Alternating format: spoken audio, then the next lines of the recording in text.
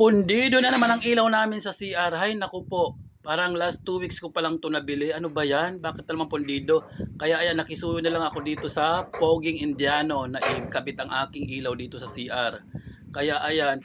Pero ewan ko lang bakit Philips pa naman siya. Philips ang brand pero bakit ganyan? 2 weeks pa lang isira na kaagad. Hindi ko kayang ikabit yan kaya nakisuyo na lang ako dito at binigyan ko na lang siya ng konting padula. Siyempre alam niya na yan.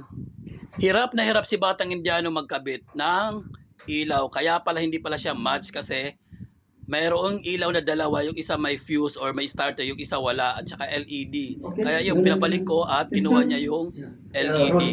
Nung bumalik siya, yun, naikabit na at nagkaroon na ng ilaw. Pero dito, naku po, hirap na hirap talaga siya. Kasi nga mali ang nabitbit niya.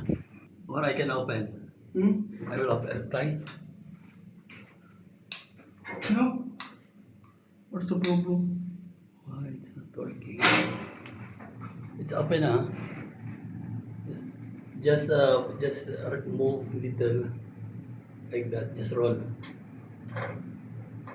Ayan, bagong ilaw na yan nadala niya at LED. Wala siyang starter kaya ayan, magana na siya ngayon. Ay, salamat.